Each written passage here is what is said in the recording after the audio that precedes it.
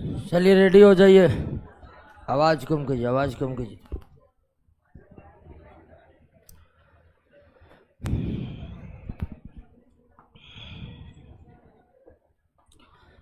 पिछले 6 चैप्टर को समाप्त कर लिए हैं। क्वेश्चन सब याद कर रहे हैं कि ना?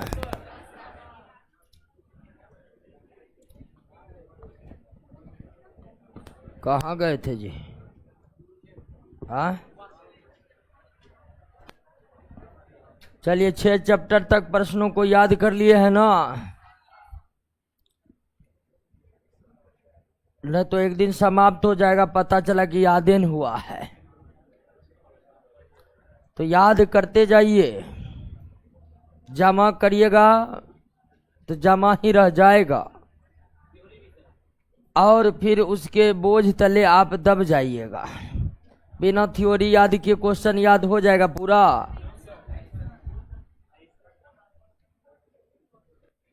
तो ऐसा नहीं कि जमा करते जा रहे हैं, जमा करते जा रहे हैं, एक बार पढ़ेंगे फिर सारा याद करेंगे तो फिर इसी में समय निकल जाएगा आपका। चैप्टर खत्म और चैप्टर से जुड़े तमाम प्रश्न आपको याद होनी चाहिए। आइए दोस्तों, नए चैप्टर की शुरुआत करते हैं और नया चैप्टर आपका है एसिड, बेस और साल्ट। एसिड, बेस और साल्ट यानी कि अम्ल, भस्म और लवण, ये है चैप्टर का नाम। एसिड, बेस और साल्ट।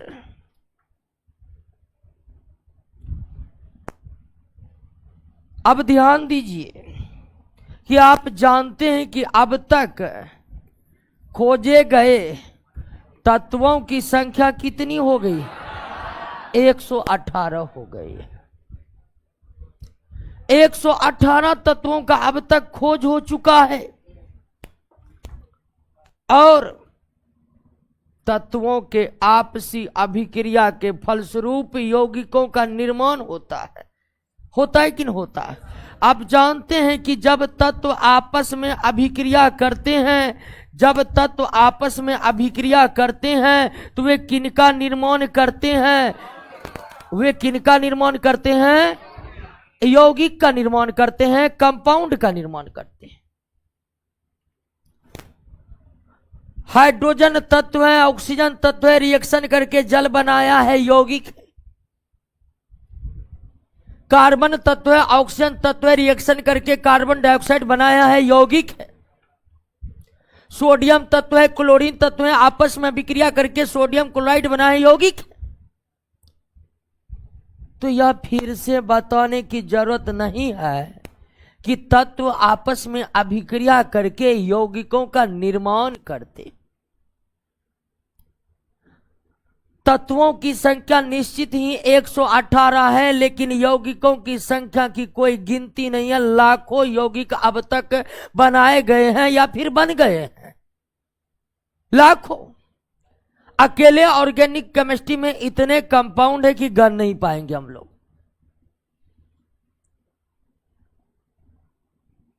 अब जितने भी अयौगिक हैं, जितने भी यौगिक हैं, जितने भी कंपाउंड आज तक बने हैं, जितने भी यौगिक हैं, उन यौगिकों को रासायनिक गुणों के आधार पर, केमिकल प्रॉपर्टीज के आधार पर, रासायनिक गुणों के आधार पर, रासायनिक गुणों के आधार पर हम कितने भागों में बांटते हैं? 3 भागों में बांटते हैं। कितने भागों में बांटते हैं? 3 भागों में, एसिड, बेस और साल्ट। यानी कि एसिड, बेस, साल्ट में किसका वर्गीकरण होता है? जैसे आप जानते हैं कि तत्वों का वर्गीकरण किया जाता है किसमें? धातु में, अधातु में और किसमें? उपधातु में होता है कि नहीं होता? तो जिस तरह हम तत्वों को गुणों के आधार पर, जिस तरह हमें एलिमेंट को केमिकल प्रॉपर्टीज के आधार पर, तत्वों को उसके रासायनिक गुणों के आधार पर, धातु, अधातु और उपधातु में बांटते हैं, उसी तरह अगर हमें यौगिकों को बांटना होगा तो रासायनिक गुणों, यौगिक का बंटवारा कई तरह से होता है, कई तरह से। जैसे कार्बन की उपस्थिति के आधार पर यौगिक दो प्रकार के हो सकते हैं, कार्बनिक यौगिक और कार्बनिक यौगिक। रासायनिक बंधन के आधार पर यौगिक तीन प्रकार के हो सकते हैं, आयनिक यौगिक, सहसंयोजी यौगिक और उपसहसंयोजी यौगिक, जिसके बारे में आप पढ़ चुके हैं। लेकिन रासायनिक गुणों के आधार पर यौगिकों का बंटवारा कितने भागों में होता है? तीन भागों में होता है, एसिड, बेस और, यानी कि एसिड भी एक कंपाउंड होगा, बेस भी एक कंपाउंड होगा, सॉल्ट भी एक कंपाउंड होगा। यौगिकों को रासायनिक गुणों के आधार पर किसमें बांटा जाता है? क्लियर हो गया? बात समझ गए? कोई दिक्कत नहीं है। लेकिन अब सबसे बड़ा सवाल यही होगा कि कौन सा यौगिक अम्ल होगा, एसिड होगा, कौन सा यौगिक बेस होगा और कौन सा यौगिक साल्ट होगा, ये हम कैसे तय करेंगे? ये तो हम समझ गए कि रासायनिक गुणों के आधार पर विभिन्न प्रकार के यौगिक कितने प्रकार के हो सकते हैं? तीन प्रकार के हो सकते हैं। लेकिन किस यौगिक को हम अम्ल कहेंगे और किस यौगिक को भस्म कहेंगे और किन यौगिकों को साल्ट कहेंगे, ये कैसे तय होगा? तो इसके लिए समय समय पर वैज्ञानिकों ने कुछ सिद्धांतों का प्रतिपादन किया है। कौन से यौगिक अम्ल होगा, कौन से यौगिक भस्म होगा और कौन से यौगिक लवण होगा, यह बताने के लिए समय समय पर वैज्ञानिकों के द्वारा कुछ सिद्धांत प्रतिपादित किए गए हैं। और उन्हीं सिद्धांतों के आधार पर हम डिफाइन कर पाते हैं कि कौन सा यौगिक अम्ल होगा, कौन सा यौगिक भस्म होगा और कौन सा यौगिक कंपाउंड होगा। सबसे पहले यानी कि 1680 ईस्वी में, सबसे पहले 1680 ईस्वी में एक वैज्ञानिक हुए, रॉबर्ट बॉयल को आप गैसों के संदर्भ में जानते होंगे। कोई भी गैस के बारे में अगर पढ़ा होगा तो रॉबर्ट बॉयल के नाम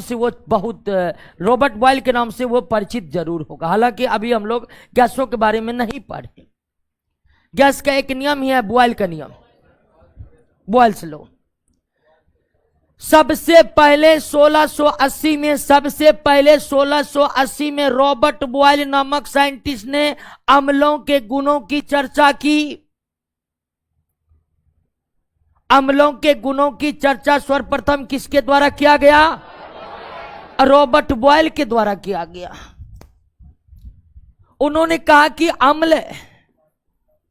अम्ल ऐसा पदार्थ है या फिर ऐसा यौगिक है जिसका जलीय विलयन समझते हैं ना, जल में डाल देंगे वो घुल जाएगा और जलीय विलयन हो जाएगा। रॉबर्ट बॉयल ने अम्लों के संदर्भ में पहला सिद्धांत पेश किया था। अम्ल के गुणों का चर्चा करने वाले प्रथम वैज्ञानिक कौन थे? रॉबर्ट बॉयल थे। और रॉबर्ट बॉयल ने कहा कि अम्ल एक ऐसा पदार्थ अथवा एक ऐसा यौगिक है जिसका जलीय विलयन मतलब आप किसी पदार्थ को जल में डाल दीजिएगा वो घुल जाएगा और इस तरह से निर्मित होगा क्या? जलीय विलयन। तो अम्ल एक ऐसा पदार्थ है या अम्ल एक ऐसा यौगिक है जिसका जलीय विलयन स्वाद में क्या हो? खट्टा हो। स्वाद में क्या हो? खट्टा हो। जिसका जलीय विलयन नीले लिटमस पत्र को क्या कर दे? नीले लिटमस पत्र को क्या कर दे? लाल कर दे। नीले लिटमस पत्र को क्या कर दे? और धातु से अभिक्रिया करके धातु से अभिक्रिया करके कौन गैस त्याग करे?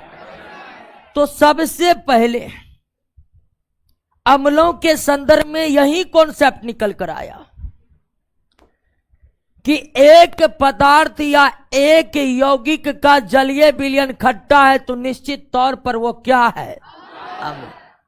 एक पदार्थ जिसका जलीय विलयन नीले लिटमस पत्र को लाल कर देता वो कौन है? अम्ल है। एक पदार्थ जो धातु के साथ अभिक्रिया करके हाइड्रोजन गैस देता वो क्या है? अम्ल। क्लियर हो गया? तो अम्ल जो शुरुआती गुण तय हुए, अम्ल के जो शुरुआती गुण तय हुए वे शुरुआती गुण रॉबर्ट बॉयल के द्वारा तय हुए। वे शुरुआती गुण रॉबर्ट बॉयल के द्वारा तय किए गए। जैसे एसिटिक अम्ल अम्ल है, इसको हम कैसे कह सकते कि एसिटिक अम्ल अम्ल ही है? तो बिल्कुल एसिटिक अम्ल के जलीय विलयन का स्वाद क्या होता है? एसिटिक अम्ल के जलीय विलयन में नीले लिटमस पत्र को डुबा देंगे, क्या हो जाएगा? एसिटिक एसिड की प्रतिक्रिया आप किसी धातु से करवाइएगा, कौन गैस निकलेगा? तो इस तरह तय हुआ कि नहीं एसिटिक एसिड अम्ल ही है। तो समझ गए अम्ल क्या है? अम्ल एक ऐसा पदार्थ है जिसके जलीय विलयन का स्वाद क्या होता है? खट्टा होता है। अम्ल नीले लिटमस पत्र को क्या करते हैं? लाल करते हैं। अम्ल धातु के साथ अभिक्रिया करके हाइड्रोजन गैस प्रदान करते हैं। अब ध्यान दीजिए कि ये गुणों को अम्ल दर्शाएगा तब जब आप उसका क्या बनाइएगा? जलीय विलयन। अर्थात आप अम्ल का जलीय विलयन नहीं बनाइएगा तो वे इतने सारे गुणों का प्रदर्शन नहीं करेंगे। यानी कि अम्ल सारे अम्लीय गुणों का प्रदर्शन करे, इसके लिए जरूरी है कि जल की उपस्थिति अनिवार्य हो। बात को समझ रहे हैं ना कि अम्ल स्वाद में खट्टे होते हैं, तो अम्ल स्वाद में खट्टे होते, अम्ल का जलीय विलयन स्वाद में खट्टा होता। जलीय विलयन हो सकता है कि अम्ल में आप जल ना डाले हो तो हो सकता है उसका स्वाद खट्टा ना लगे आपको। अम्ल नीले लिटमस पत्र को लाल कर देते हैं तब जब अम्ल को आप जलीय विलयन में घोलिएगा। हो सकता है आप जल में नहीं घोले तो उस अम्ल में यह क्षमता नहीं हो कि वह नीले लिटमस पत्र को क्या करे? लाल करे। तो अम्ल इन गुणों का प्रदर्शन तब करेगा जब आप उसका क्या बनाइएगा? यानी कि अम्ल के गुणों का प्रदर्शन करे, इसके लिए जल की उपस्थिति अनिवार्य है। अम्ल के गुणों का प्रदर्शन करे, इसके लिए जल की उपस्थिति क्या है? अनिवार्य है। जल की अनुपस्थिति में अम्ल अम्लीय गुणों का प्रदर्शन नहीं कर पाएगा या कुछ ही गुणों का प्रदर्शन कर पाएगा। जल की अनुपस्थिति में अम्ल कुछ ही गुणों का प्रदर्शन कर पाएगा, सभी गुणों का प्रदर्शन नहीं कर पाएगा। इसलिए यह अति आवश्यक है कि जल के गुणों का जब हम अध्ययन कर रहे हैं तो उसके लिए जल की उपस्थिति अनिवार्य होनी चाहिए। कोई दिक्कत? अब 1680 में रॉबर्ट बॉयल ने अम्ल को परिभाषित किया।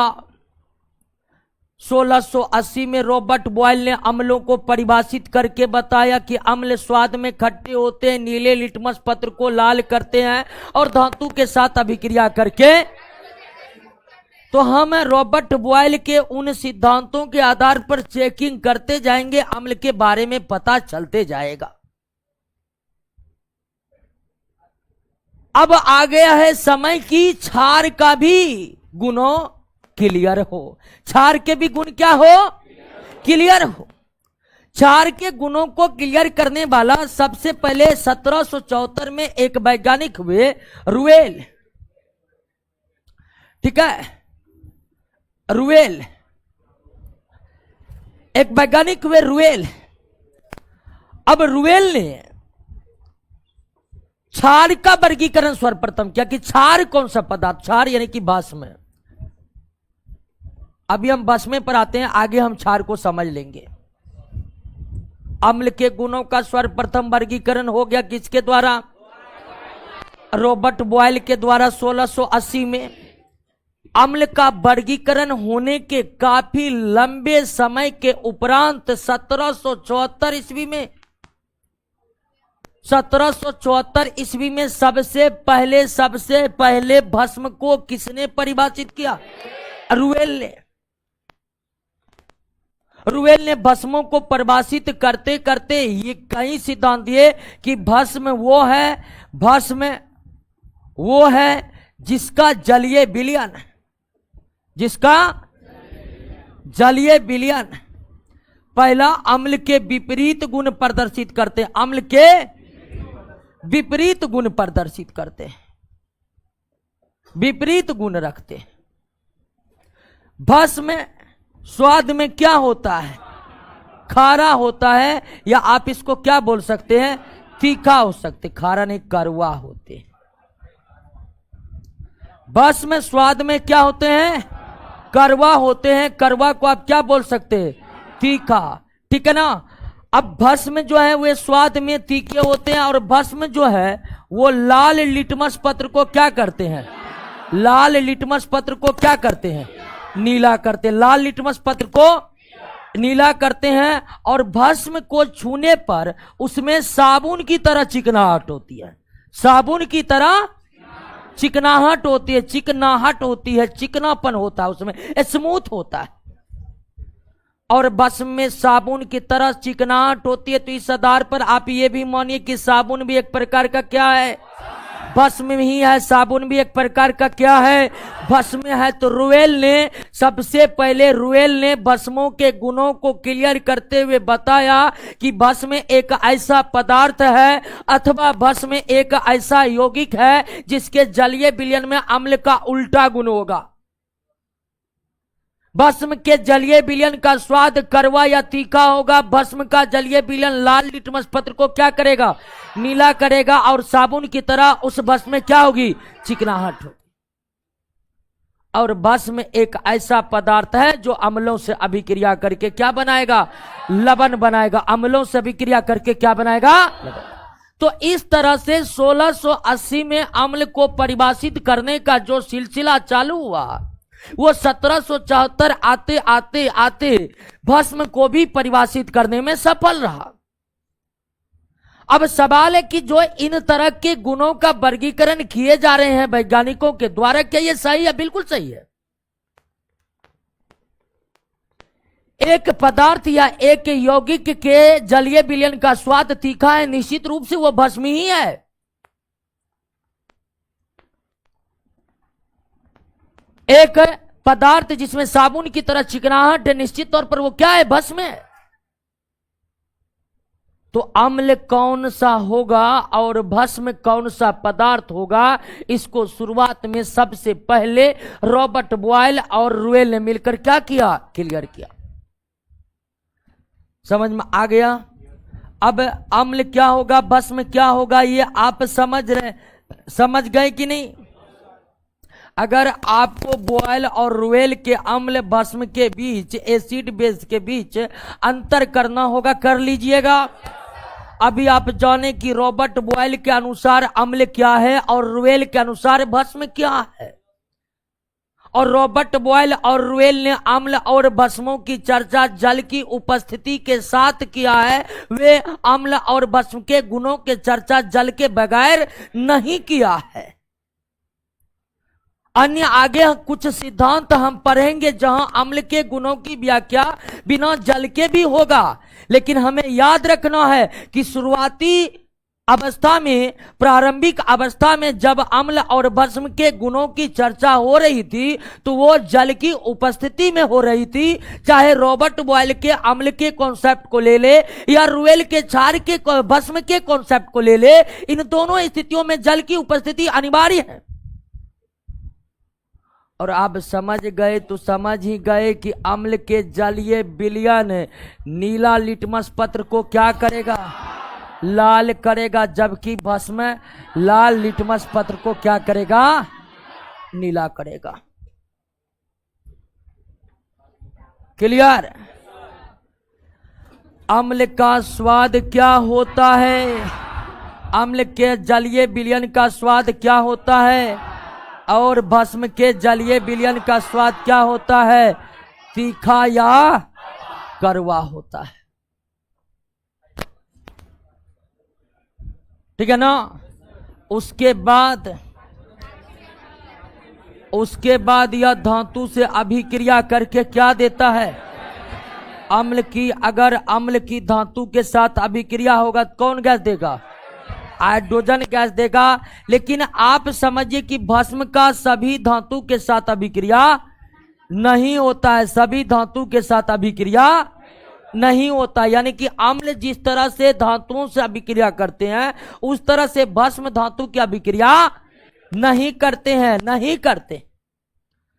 तो अब हम शुरुआत में ही लाखों यौगिक जो अब तक बनाए गए हैं उनको रासायनिक गुणों के आधार पर अम्ल, भस्म, लवण में बांटा गया है। लाखों यौगिक जो बनाए गए हैं उसे अम्ल, भस्म और लवण में बांटा गया है। लेकिन हमें यह पता नहीं था कि कौन से यौगिक अम्ल होंगे, कौन से यौगिक भस्म होंगे। अब हम इस बात की जानकारी आसानी से प्राप्त कर सकते हैं कि कौन सा यौगिक अम्ल है और कौन सा यौगिक भस्म है। एक यौगिक का जलीय विलयन लीला लिटमस पत्र को लाल कर रहा है, वो क्या है? अम्ल है। एक यौगिक का जलीय विलयन लाल लिटमस पत्र को नीला कर रहा है, वो बेस है। एक यौगिक के जलीय विलयन का स्वाद खट्टा है तो वो अम्ल है। एक यौगिक के जलीय विलयन का स्वाद तीखा या कड़वा है तो वो बेस है। एक पदार्थ जो धातु से साथ अभिक्रिया करके हाइड्रोजन दे रहा, निश्चित तौर पर वह पदार्थ या यौगिक क्या होगा? अम्ल होगा। लेकिन भस्म के साथ धातु की अभिक्रिया प्रायः नहीं होती है। भस्म के साथ धातु की अभिक्रिया प्रायः कुछ कुछ धातुओं की होती है, लेकिन सभी धातुओं की। अब ध्यान दीजिए कि जो रॉबर्ट बॉयल ने अम्लों को परिभाषित करने का कार्य किए, रुवेल ने जो भस्मों को परिभाषित करने का कार्य किए, वो परिभाषा संपूर्ण नहीं था, पर्याप्त नहीं था। रॉबर्ट बॉयल और रुवेल का जो कॉन्सेप्ट था अम्ल और भस्म के संदर्भ में, वह कॉन्सेप्ट पर सभी अम्ल और भस्म खरे नहीं उतरते हैं। आप जो कहिएगा कि हम रॉबर्ट बॉयल और रुवेल के सिद्धांत को, रॉबर्ट बॉयल और रुवेल के सिद्धांत के आधार पर तमाम अम्ल और भस्म यौगिकों की पहचान कर लेंगे, तो ऐसा संभव है नहीं है। यानी कि रॉबर्ट बॉयल और रुवेल के सिद्धांतों पर सभी अम्ल और भस्मों की व्याख्या नहीं की जा सकती है। तो सवाल है कि फिर क्या किया जा सकता है? टेंशन नहीं लिया, अभी 1774 पर ही हम लोग। तो जब रॉबर्ट बॉयल और रुवेल, ये इनकी बड़ी उपलब्धि रही कि शुरुआती अवस्था में ये अम्ल और भस्मों को परिभाषित करने का कार्य किया। लेकिन जब इनके सिद्धांत अपर्याप्त सिद्ध होने लगे तो आगे भी वैज्ञानिक अम्ल और भस्म के संदर्भ में कॉन्सेप्ट निकालते गए। अगला नंबर आता है, या अगला नंबर आता है, आ जाइए 1787 में। 1787 में केमिस्ट्री के पिता कौन है? लेवाइजियर। केमिस्ट्री के पिता कौन है? 1787 में। 1787 में केमिस्ट्री के पिता, केमिस्ट्री के जनक लेवाइजियर खुद अपना कॉन्सेप्ट लेकर आए। लेकिन उन्होंने कॉन्सेप्ट किसके संदर्भ में लाए? अम्ल के संदर्भ में लाए। इन्होंने कहा कि अम्ल ऐसा यौगिक है, ऐसा यौगिक है जिसमें ऑक्सीजन परमाणु की उपस्थिति होती है। ऑक्सीजन परमाणु की उपस्थिति होती है।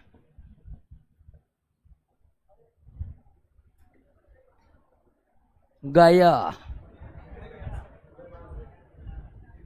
मर गया, जिंदा हुआ, डार्विन का नियम लागू होगा, चल जाएगा। आइए यहां, आइए दोस्तों, ऑनलाइन वाला घबरा गया, चमगादड़ घुस गया है क्लासरूम में।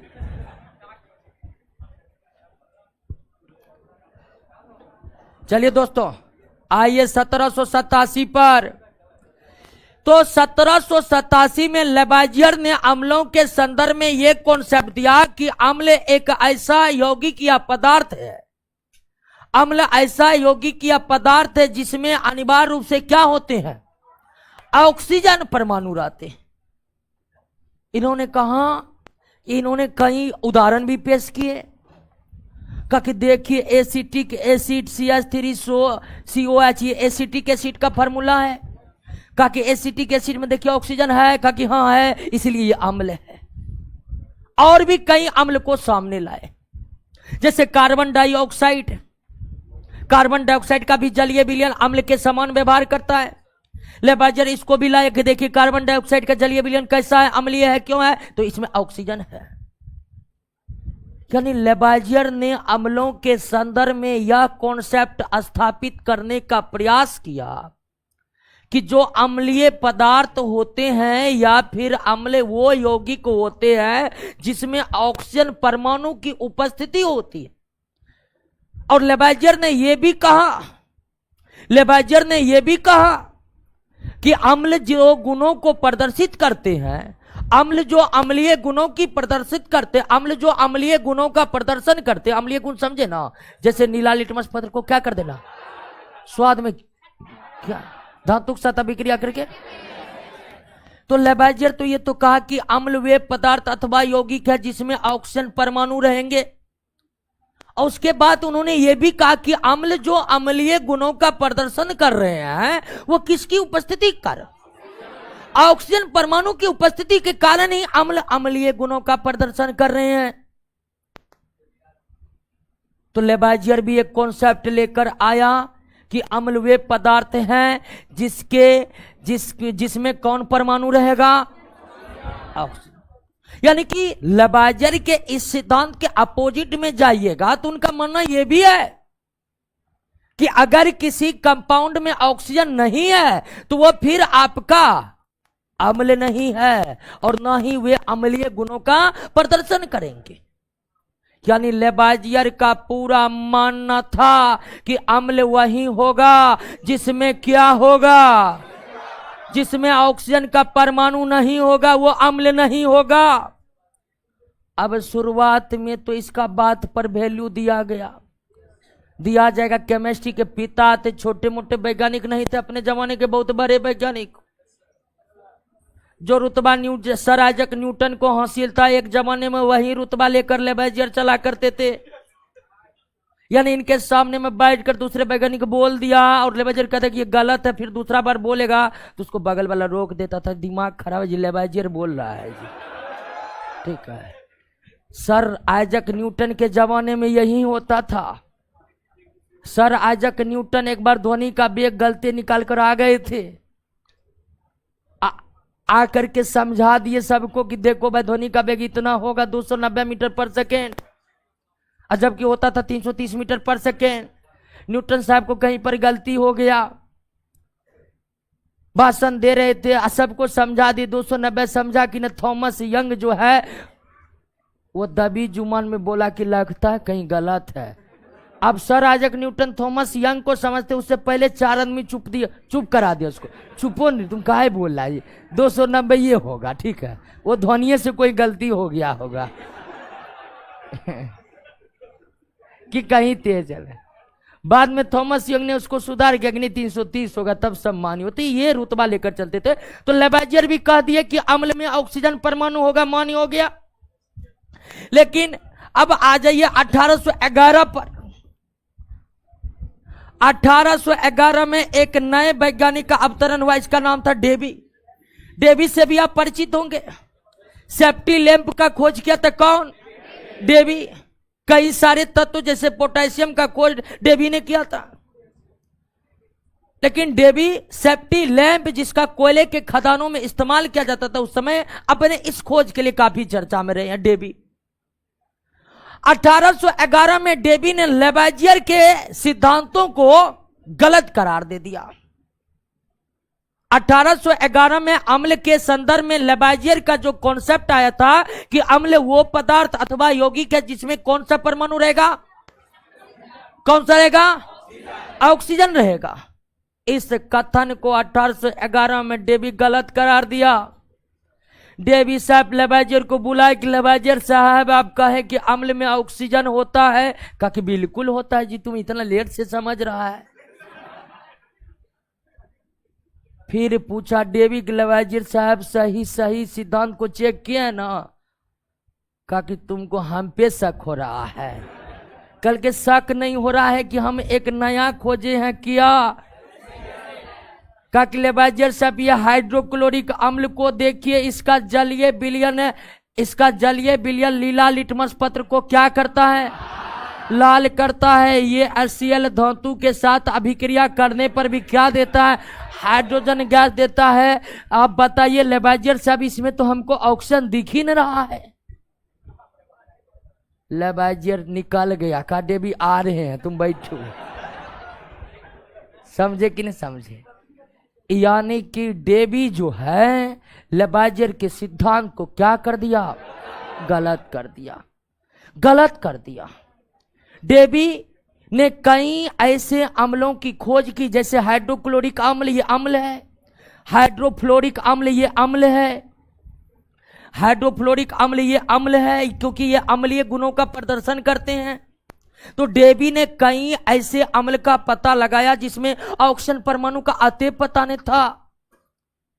तो डेवी के खोज के उपरांत लेबाइजियर ने अम्लों के संदर्भ में जो कथन पेश किए थे, जो सिद्धांत पेश किए थे, वो क्या हो गया, गलत हो गया, वो गलत हो गया। उसके बाद डेवी ने कई ऐसे अम्लों का पता लगाया जिसमें ऑक्सीजन की उपस्थिति नहीं थी, और इस आधार पर वे लेबाइजियर के मत को गलत साबित कर दिए।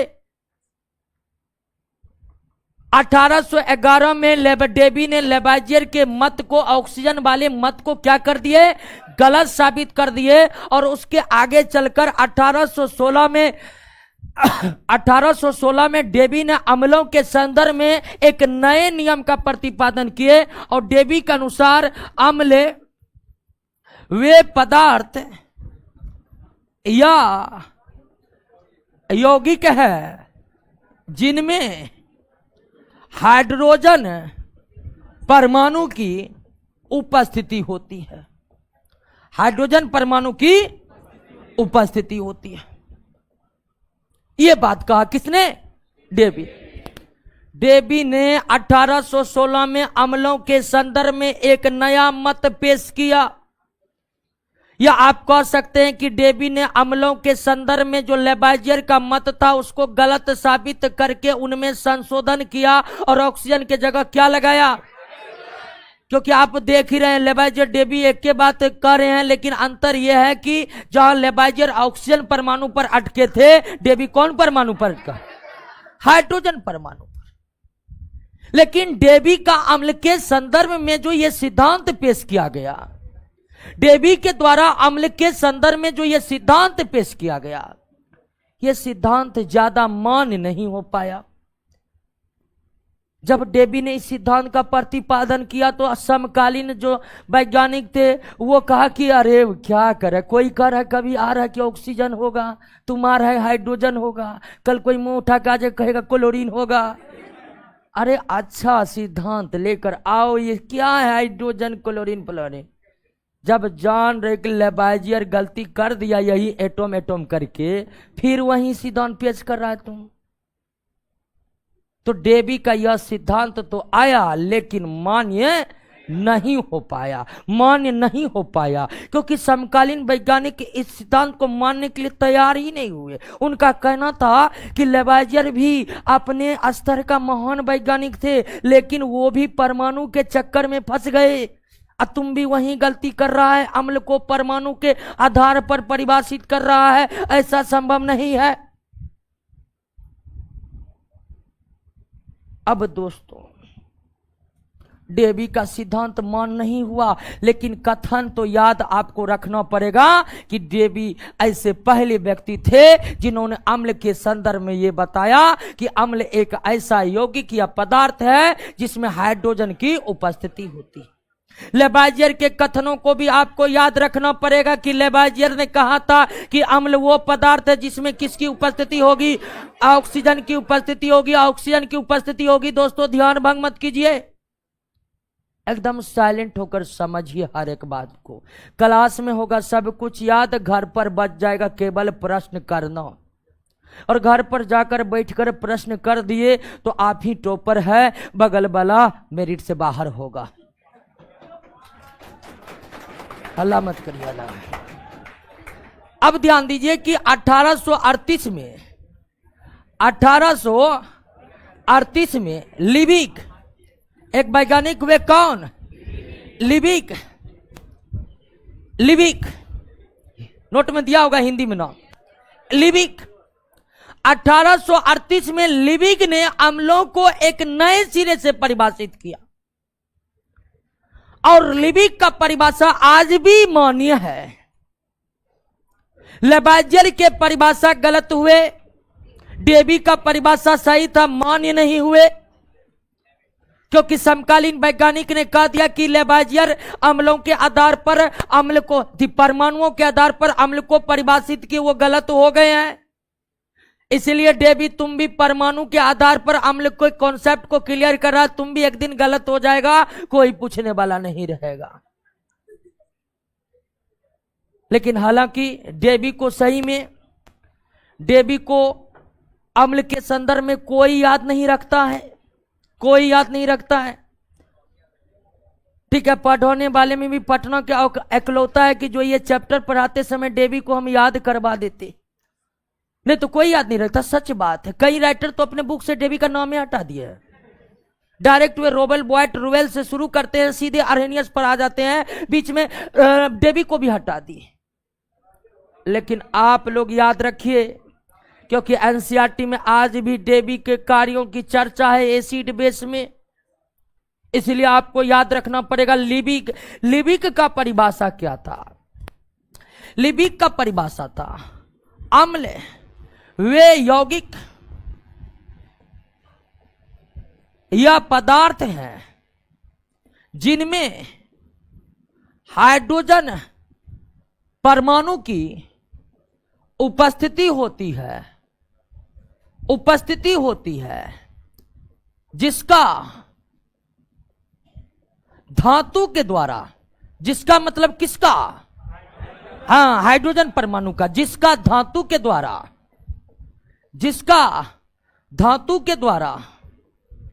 विस्थापन हो सकता है, जिसका धातु के द्वारा विस्थापन हो सकता है। लिबिक ने अम्ल को परिभाषित करते हुए यह बताया कि अम्ल एक ऐसा पदार्थ है जिनमें हाइड्रोजन परमाणु की उपस्थिति होती है, जिसका धातु के द्वारा विस्थापन हो सकता है, मसलन कि आप देख रहे हैं कि हाइड्रोक्लोरिक अम्ल है, इसमें हाइड्रोजन की उपस्थिति है। जब इसको आप धातु के साथ अभिक्रिया कर दीजिएगा तो हाइड्रोजन परमाणु क्या हो चुका है? विस्थापित हो चुका है, मतलब अलग हो चुका है। तो लिबिक ने अम्लों को परिभाषित करते करते यह बताया कि अम्ल वे यौगिक हैं जिनमें हाइड्रोजन परमाणु की उपस्थिति होती है, और अम्ल से हाइड्रोजन परमाणु का विस्थापन किसके द्वारा होगा? धातु या धातु के द्वारा? धातु के द्वारा। दोस्तों, तो इस तरह से अम्ल क्या है और भस्म क्या है, उसका समय समय पर वैज्ञानिकों ने जो सिद्धांत पेश किए वो हम आपको बताए। इस सिद्धांतों के आधार पर यह तो है कि हम अम्ल और भस्म की पहचान कर सकते हैं, लेकिन इन सिद्धांतों की कमियां भी है कि इन सिद्धांतों के आधार पर सभी अम्ल और भस्म की पहचान नहीं हो सकती है। बात को समझ गए कि नहीं समझ गए? क्लियर हो गया? कोई दिक्कत नहीं है। सर्वप्रथम किसने अम्ल के गुणों को परिभाषित किया? रॉबर्ट बॉयल ने। भस्मों के गुणों को परिभाषित करने का सर्वप्रथम प्रयास किसके द्वारा हुआ? रुवेल के द्वारा हुआ। किसके द्वारा? किसने कहा था कि अम्ल में ऑक्सीजन की उपस्थिति होती है? लेबोजियर ने। किसने? लेबोजियर ने। किसने बतलाया था कि अम्ल में हाइड्रोजन परमाणु की उपस्थिति होती है? किसने? डेवी ने। क्लियर हो गया। अम्ल और भस्म के जो गुण रॉबर्ट बॉयल और रुवेल तय किए थे उसको एक बार पढ़िए तो। अम्ल और भस्म के जो गुण रॉबर्ट बॉयल और रुवेल तय किए थे उसको पढ़िए तो।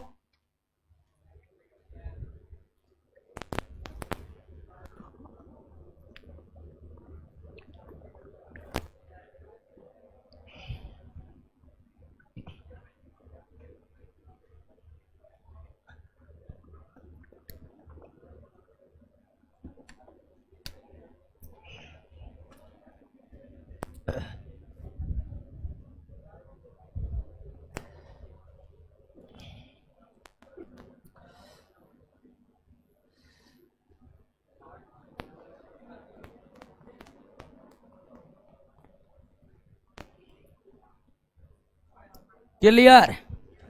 कोई दिक्कत नहीं होगा। अम्ल नीले लिटमस पत्र को वेरी गुड। साबुन की तरह चिकनाहट किसमें होती है? बस। अब ध्यान दीजिए दोस्तों कि ये तो हम सिद्धांतों के आधार पर पहचान कर ही सकते हैं कि कौन सा यौगिक अम्ल है और कौन सा यौगिक भस्म है। सिद्धांतों के अनुरूप तो हम पहचान कर भी सकते हैं, लेकिन कई ऐसे पदार्थ मौजूद है, कई ऐसे पदार्थ हमारे आसपास मौजूद है जो अम्ल और भस्म के जलीय विलयन में जाते ही अपना रंग ही बदल लेते हैं। बात को समझे कि नहीं समझे?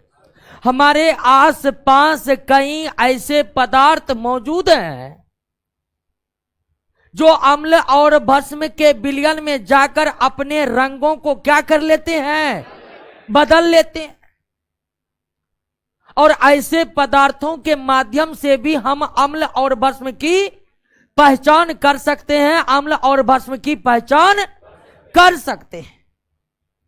और ऐसे पदार्थ जो अम्ल और भस्म में जाकर, अम्ल और भस्म के जलीय विलयन में जाकर अपने रंगों को बदल लेते हैं, उन पदार्थ को हम इंडिकेटर कहते हैं। क्या कहते हैं? इंडिकेटर कहते हैं। क्या कहते हैं? सूचक कहते हैं।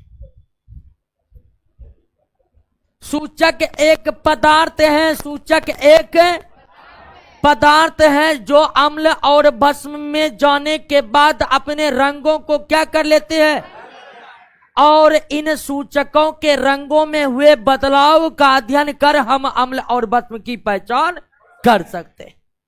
तो अम्ल और भस्म की पहचान के लिए ना सिर्फ आपके पास सिद्धांत है, बल्कि आपके पास कई तरह के इंडिकेटर हैं, सूचक है। इंडिकेटरों के माध्यम से भी अम्ल और भस्म की क्या हो सकती है? पहचान हो सकती है। अम्ल और भस्म की क्या हो सकती है? पहचान। ऐसे कौन कौन इंडिकेटर हैं वे आपके नोट में दिए हैं। सबसे पहला महत्वपूर्ण इंडिकेटर है लिटमस पेपर। Litmus paper. अब लिटमस पेपर से अम्ल और भस्म की कैसे पहचान होती है? तो लाल लिटमस पत्र नीला हो गया तो हम कहेंगे कि यह क्या है, और नीला लिटमस पत्र लाल हो गया तो हम क्या कहेंगे? अम्ल है।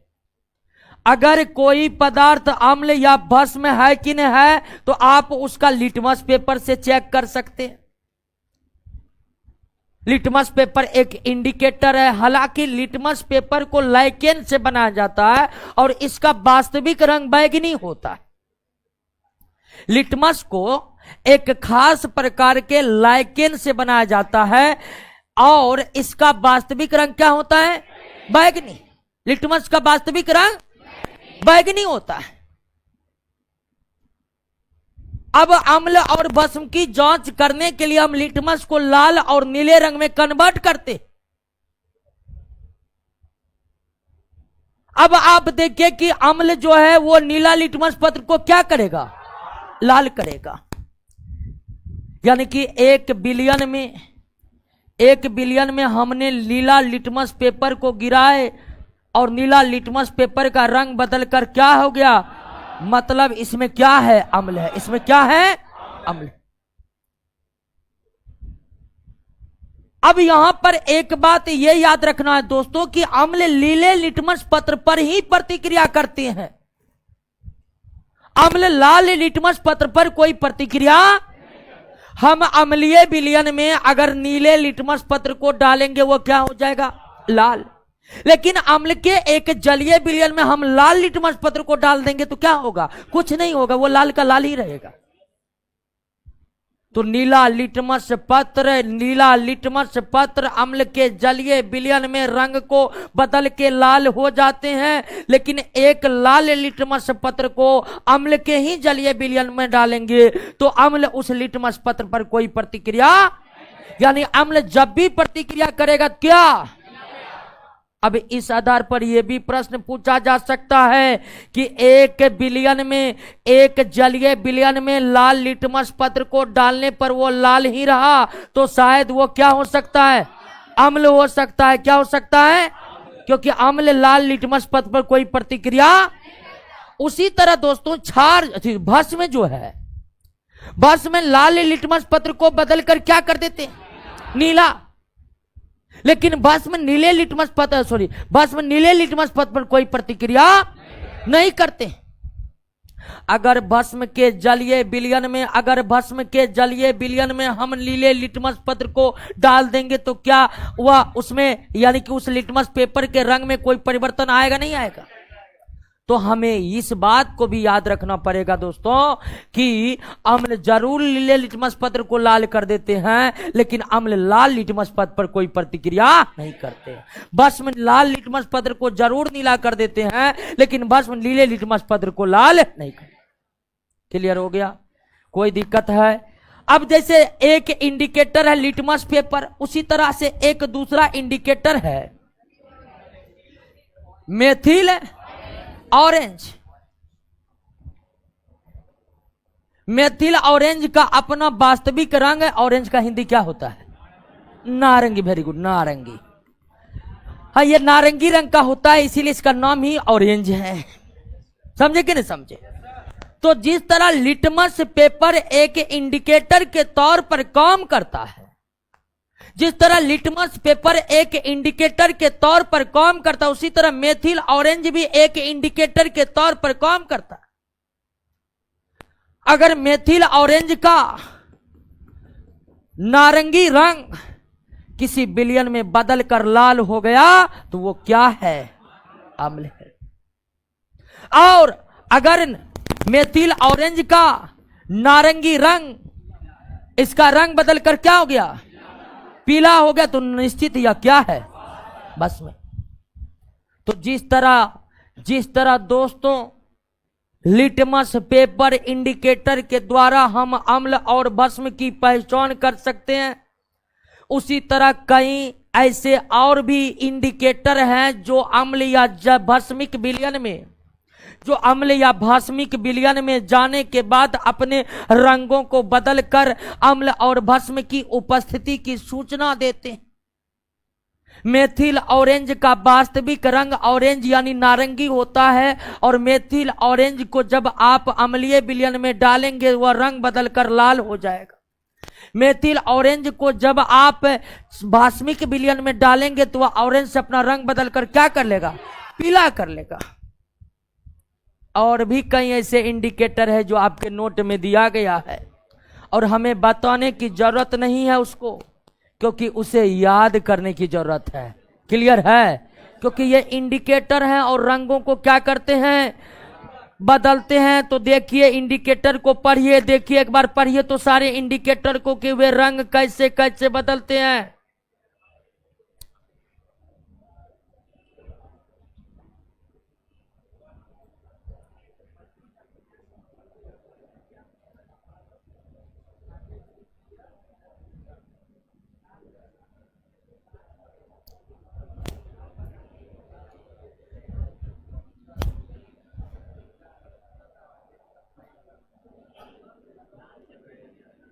बात करने के लिए बोले हैं, पढ़िएगा।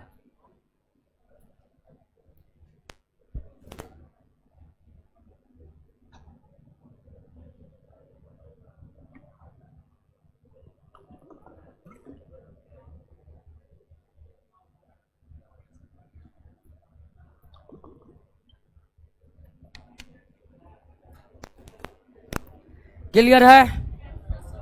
कोई दिक्कत नहीं। हल्दी का रंग क्षारीय विलयन में कैसा? क्या? लाल। और हल्दी का तो वास्तविक रंग पीला होता है, तो हल्दी अम्लीय विलयन में पीला का पीले रहता है, लेकिन वास्तविक विलयन में लाल। इसीलिए जब कभी हल्दी लगा हाथ को आप साबुन से धोते हैं तो रंग बदल कर क्या हो जाता है? लाल, क्योंकि साबुन क्या है? क्षारीय। उसका जलीय विलयन जल तो लेते ही लेते हैं, और रंग छूटने के बजाय रंग क्या होता है? बदल जाता है। क्या होता है? इसीलिए हल्दी लगा कपड़ा को सर्फ में डुबाइएगा तो जहां पीला है वहां क्या हो जाएगा? लाल हो जाएगा। आपका रंग साफ नहीं होगा। कैसे होगा ये आप ही पता करिएगा। तो सारे इंडिकेटर को क्या कर लेना है? याद कर लेना है। अब एक थोड़ा सा अंतर हमको समझना है।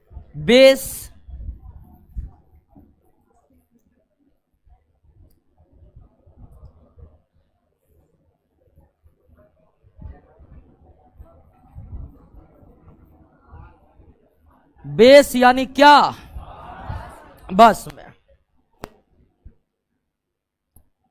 भस्म। अब देखिए भस्म जो है वो क्या है, वो तो आप जान ही गए हैं। स्वाद में होगा तीखा, साबुन की तरह होगी चिकनाहट, अम्ल के ठीक उल्टा गुण होगा, ये बात हम जानते हैं। लेकिन भस्मों का बंटवारा दो भागों में किया जाता है।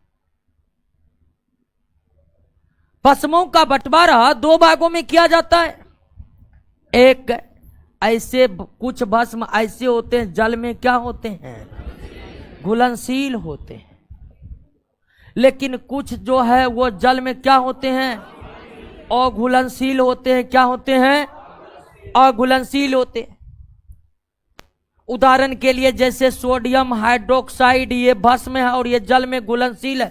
सोडियम हाइड्रोक्साइड NaOH होता है। सोडियम हाइड्रोक्साइड जो जल में क्या है, लेकिन उसके विपरीत ये लौह हाइड्रोक्साइड, फेरिक हाइड्रोक्साइड, ये जल में क्या है? अघुलनशील। तो भस्म दो प्रकार के हो सकते हैं, जल में घुलनशील भस्म और अघुलनशील भस्म। ऐसे भस्म जो जल में घुलनशील होते हैं उन्हें हम क्या कहते हैं? क्षार कहते हैं। ऐसा नहीं कि उन्हें हम भस्म नहीं कर सकते हैं, लेकिन जल में घुलनशील भस्म को भस्म तो कह ही रहे हैं, लेकिन उसे अन्य रूप से क्या कर सकते हैं? क्षार कर सकते हैं। लेकिन जल में अघुलनशील भस्म को आप क्षार नहीं कर सकते। तो बेस और अल्कली में डिफरेंस कोई ज्यादा नहीं है। अल्कली भी आपका बेस ही है, लेकिन अल्कली सिर्फ ऐसा बेस है जो जल में क्या होते हैं? घुलते हैं। जो जल में क्या होते हैं? घुलते हैं। तो ऐसे भस्म जो जल में घुलनशील है, ऐसे भस्म जो जल में घुलनशील है उसे हम क्या कहते हैं? लेकिन जल में अघुलनशील भस्म को हम क्षार नहीं कहते हैं। क्लियर हो गया? इसका मतलब जितने भी क्षार है सब के सब क्या है? भस्म है।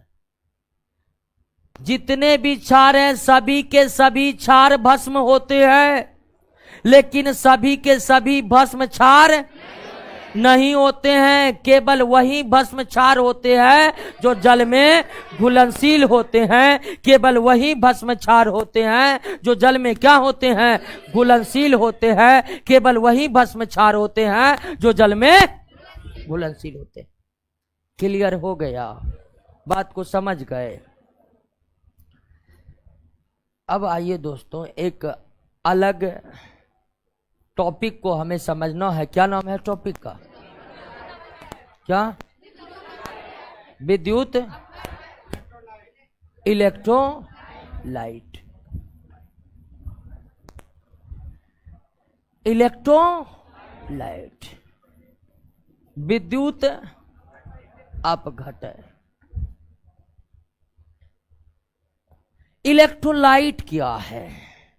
देखिए दोस्तों कि जब हम जल में एसिड को गिराते हैं या जल में आप किसको गिरा दीजिए, बेस को गिरा दीजिए, या जल में साल्ट को गिरा दीजिए। साल्ट के बारे में तो अभी पढ़े नहीं है और अभी पढ़ेंगे भी नहीं, अंत में है साल्ट, लेकिन समझने के लिए हम आप मानिए कि साल्ट भी एक यौगिक है, इतना बात तो आपको पता ही चल गया। तो साल्ट या फिर बेस या फिर एसिड को हम डाल दिए किसमें? जल में। किसमें डाल दिए? जल में डाल दिए। तो ये सारा जल जो है विद्युत का क्या हो गया? विद्युत का क्या हो गया? सुचालक। ठीक है, सुचालक हो गया। ध्यान दीजिए दोस्तों, आप ये नहीं जानते हैं तो कोई दिक्कत नहीं, अब जान जाइए कि शुद्ध जल विद्युत का क्या होता है? सुचालक होता है। और ध्यान रखिएगा, शुद्ध जल पीने योग्य नहीं होते हैं। शुद्धता की निशानी यहां कुछ अलग है।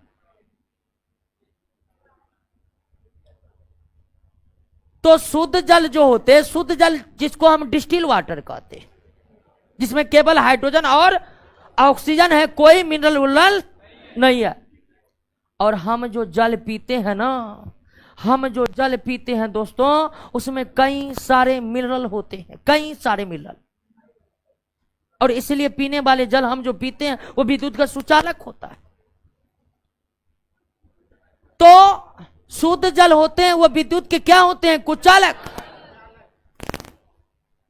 शुद्ध जल विद्युत के क्या होते हैं? कुचालक होते हैं, कुचालक होते हैं।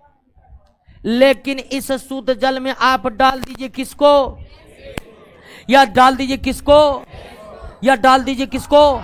साल्ट को। अब ये जल आपका विद्युत का क्या हो गया? ऐसे जलीय विलयन, ऐसा जलीय विलयन जो विद्युत का सुचालक होता है, उसे ही हम क्या कहते हैं? इलेक्ट्रोलाइट कहते हैं, विद्युत अपघटय कहते हैं। यानी विद्युत अपघटय एक जलीय विलयन है जिससे होकर विद्युत धारा गमन कर सकता है। एक इलेक्ट्रोलाइट विद्युत अपघटय एक जलीय विलयन है जिससे होकर विद्युत धारा का गमन हो सकता है, जिससे होकर विद्युत धारा का गमन हो सकता है। और यह भी ध्यान रखना है दोस्तों कि ऐसा जलीय विलयन, ऐसा जलीय विलयन, ऐसा जलीय विलयन जो विद्युत का क्या है? कुचालक। ऐसा जलीय विलयन जो विद्युत का क्या है? कुचालक। ऐसा जलीय विलयन जो विद्युत का कुचालक है, वह आपको क्या कहलाता है? Non electrolyte. नॉन इलेक्ट्रोलाइट यानी कि विद्युत अन अपघटय, विद्युत अन अपघटय, विद्युत अन अपघटय। यानी कि दोस्तों आप तमाम जलीय विलयन को, आप तमाम जलीय विलयन को, आप तमाम जलीय विलयन को कितने भागों में बांट सकते हैं? 2 भागों में बांट सकते हैं। एक आपका क्या होगा? इलेक्ट्रोलाइट्स होगा और दूसरा आपका क्या होगा? नॉन इलेक्ट्रोलाइट होगा, नॉन इलेक्ट्रोलाइट होगा। ऐसा जलीय विलयन जो विद्युत का क्या है? सुचालक है, वो क्या है आपको? और ऐसा जलीय विलयन जो विद्युत का कुचालक है, वो क्या है? Non electrolyte. क्लियर हो गया? लेकिन हमें समझना है दोस्तों, हमें समझना इस बात को है ये तो समझ गए जलीय विलयन दो प्रकार के हो सकते हैं। अगर जलीय विलयन विद्युत का सुचालक है तो वो क्या कहलाएगा, और जलीय विलयन कुचालक है तो वो क्या कहलाएगा। लेकिन हमें समझना होगा कि कौन सा जलीय विलयन विद्युत का सुचालक होगा और कौन सा जलीय विद्युत का, यानी कौन सा जलीय विलयन इलेक्ट्रोलाइट होगा और कौन सा जलीय विलयन इलेक्ट्रोलाइट नहीं होगा। तो अभी तुरंत हम आए हैं इस बात को समझे हैं कि अगर जल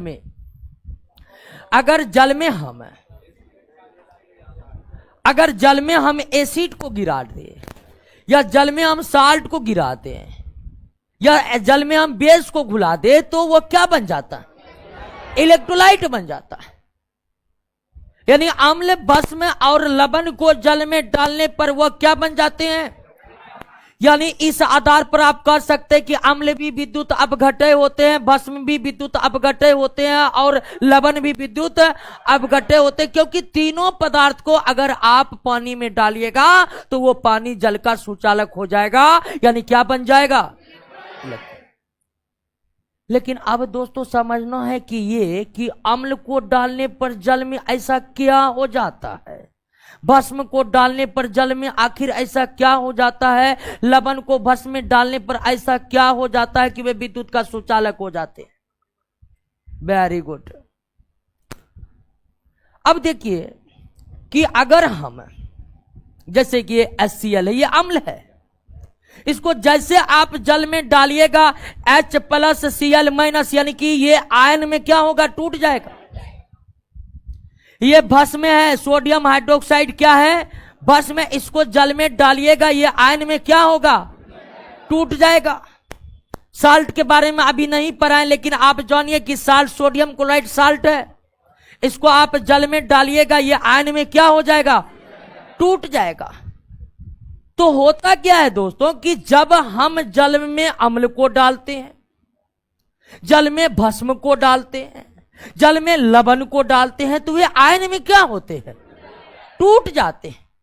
आप सोडियम क्लोराइड, ये लवण है, इसको जल में डाले हुए सोडियम आयन और क्लोरीन आयन में टूट गया, सोडियम धन आयन, क्लोरीन ऋण आयन। और आयन के बारे में तो हम पहले बता ही दिए हैं, आवेशित परमाणु को ही क्या कहते हैं, आयन कहते हैं। तो अम्ल, भस्म और लवण को हम जल में जब डालते हैं तो अम्ल, भस्म, लवण अपने आयन में टूट जाते हैं। अम्ल, भस्म, लवण अपने आयन में टूट जाते हैं। आयन में टूटते हैं तो उसमें भी एक प्लस, एक माइनस, एक धन आवेश, एक ऋण आवेश होता है। अब जहां प्लस माइनस हो गया वहां विद्युत धारा गमन नहीं करेगा जी, है, दोनों आवेश है तो इसका मतलब है विद्युत धारा गमन करेगा। तो अम्ल, भस्म, लवण को जल में डालने पर वह जलीय विलयन इलेक्ट्रोलाइट इसलिए बन जाते हैं कि अम्ल, भस्म, लवण जल में घुलकर अपने आयनों में टूट जाते हैं, और आयन की उपस्थिति ही विद्युत धारा के प्रवाह के लिए जरूरी होता है। यानी कि विद्युत धारा का प्रवाह जो इलेक्ट्रोलाइट में होता है, यानी कि इस जलीय विलयन में अगर विद्युत धारा का प्रवाह हो रहा है तो उसका कारण है आयन। आयन की उपस्थिति ही विद्युत धारा के गति के, विद्युत धारा के प्रवाह के लिए जिम्मेदार है। कोई दिक्कत? लेकिन कई ऐसे यौगिक दोस्तों, कई ऐसे यौगिक, खास करके कौन यौगिक, ऑर्गेनिक कंपाउंड, ऑर्गेनिक कंपाउंड यानी कार्बनिक यौगिक, कार्बनिक यौगिक, जैसे यूरिया हो गया, ठीक है ना, क्लोरोफॉर्म हो गया, सभी नहीं, क्लोरोफॉर्म हो गया, अल्कोहल हो गया, क्या हो गया, अल्कोहल हो गया, कई ऐसे चीनी हो गया, कई ऐसे कार्बनिक यौगिक हैं जब वो जल में घुलते हैं तो आयन में नहीं टूटते हैं, आयन में नहीं टूटते हैं। अब आयन में नहीं टूटेगा कोई चीज जल में घुलकर तो उस जलीय विलयन से विद्युत धारा प्रवाह हो पाएगा? बताइए, हो पाएगा? क्योंकि जलीय विलयन से विद्युत धारा का जो प्रवाह हुआ है उसके लिए जिम्मेदार आयन ही है।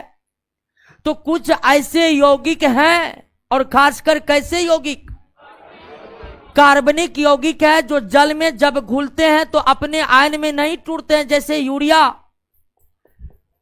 NH2CO NH2, ये यूरिया का फार्मूला है।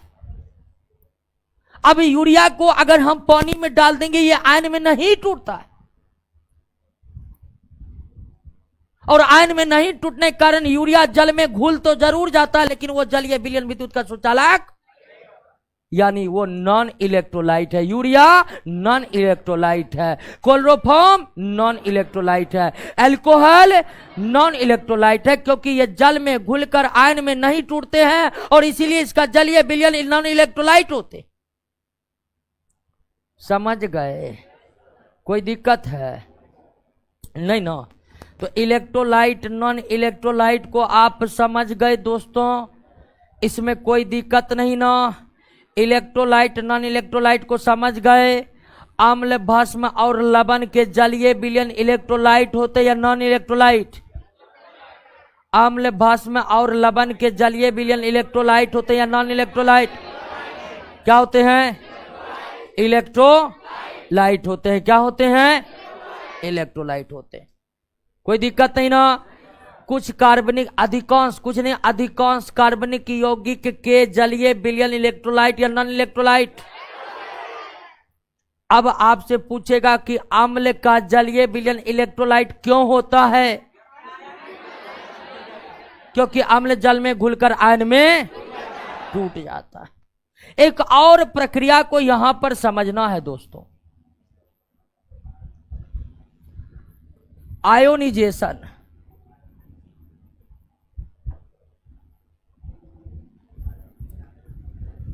हिंदी में क्या कहते हैं? आयनन कहते हैं।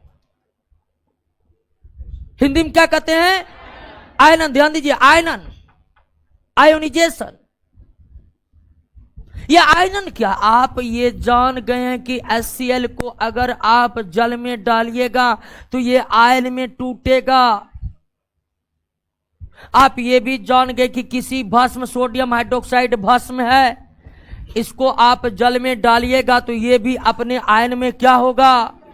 टूटेगा। सोडियम क्लोराइड लवण है, लवण, अभी लवण के बारे में हम बताएं, लेकिन ये लवण है, आप समझिए यहां पर ये भी अपने आयन में टूटेगा। अम्ल, भस्म, लवण को जल में जब डालते हैं तो वो आयन में टूट जाते। अम्ल, भस्म, लवण का जल में घुलकर आयन में टूटने की घटना को ही क्या कहते हैं? आयनन कहते हैं। यानी कि आयनन एक ऐसा फिनोमेना है, एक ऐसी घटना है जिसमें कोई यौगिक जल में घुलकर आयन में क्या होते हैं? टूट जाते हैं। आयनन एक ऐसी घटना या ऐसी प्रक्रिया है जिसमें कोई यौगिक जल में घुलकर अपने आयन में क्या होते हैं? तो आयनन क्या है? तो जल में घुलकर आयन में टूटने की घटना क्या होता है? आयनन होता है। और आयनन जितनी अधिक जल की मात्रा रखिएगा आयनन उतना अधिक होगा। मान लीजिए 1 लीटर जल में हम HCl को डाले और समान मात्रा HCl हम 2 लीटर जल में डाले तो 2 लीटर में ज्यादा आयन होगा, 1 लीटर में कम होगा। यानी आयनन की मात्रा बढ़ती जाती है, मतलब जल में आयनों की मात्रा बढ़ती जाती है। और ये तब होगा जब जल की मात्रा क्या होते जाएगा? बढ़ते जाएगा। जल की मात्रा क्या होते जाएगा? बढ़ते जाएगा। क्लियर हो गया? पर ये तो इलेक्ट्रोलाइट को करे कि ऑर्गेनिक समझ में नहीं आया। ऑर्गेनिक समझ में नहीं आया दोस्तों, तो आप फिलहाल ऑर्गेनिक पदार्थ उसे कहते हैं जिसमें कार्बन की उपस्थिति होती है। जैसे यूरिया में कार्बन था, इसीलिए यूरिया कार्बनिक पदार्थ है। या आप 11th क्लास में ऑर्गेनिक केमिस्ट्री जरूर पढ़े होंगे। ऑर्गेनिक केमिस्ट्री के कंपाउंड को हम ऑर्गेनिक कंपाउंड ही कहते हैं। क्लियर? तो ऑर्गेनिक कंपाउंड कार्बनिक पदार्थ में कार्बन की अनिवार्य उपस्थिति होती है।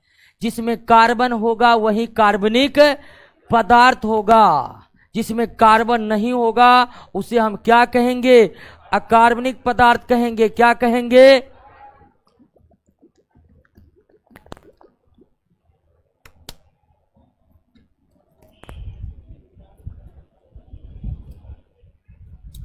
क्लियर हो गया? इलेक्ट्रोलाइट नॉन इलेक्ट्रोलाइट समझ गए दोस्तों? कोई दिक्कत नहीं ना? अब ध्यान दीजिए कि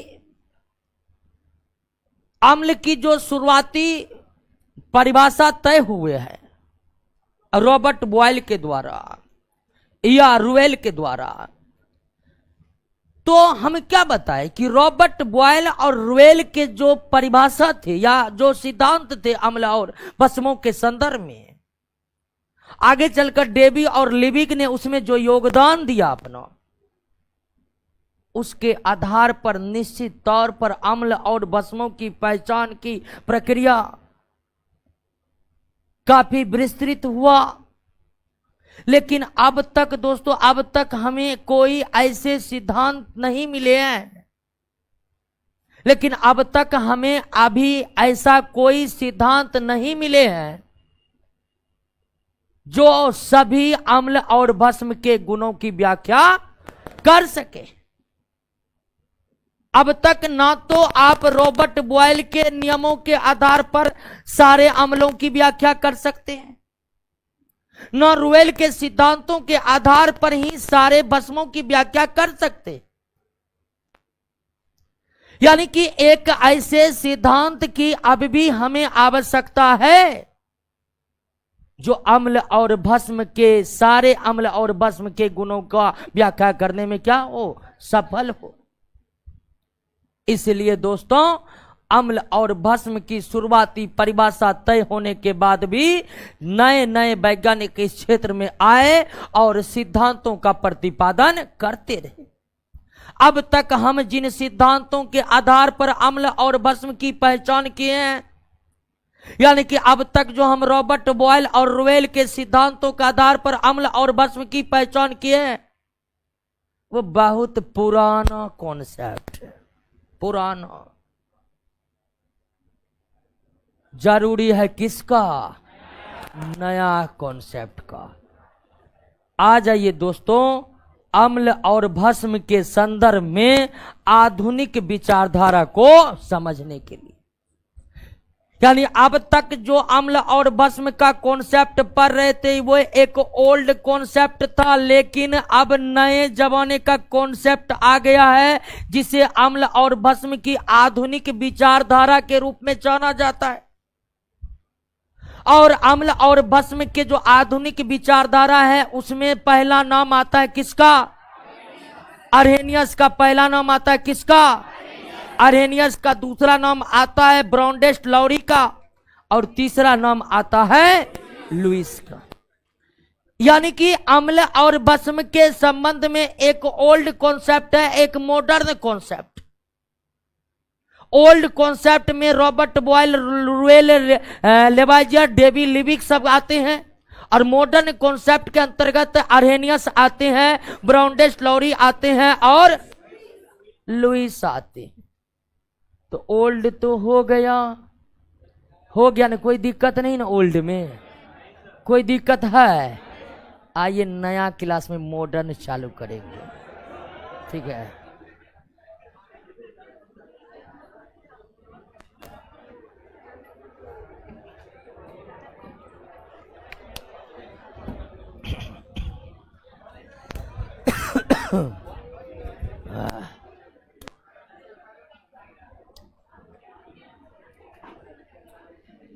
चलिए दोस्तों, मिलते हैं अगले क्लास में।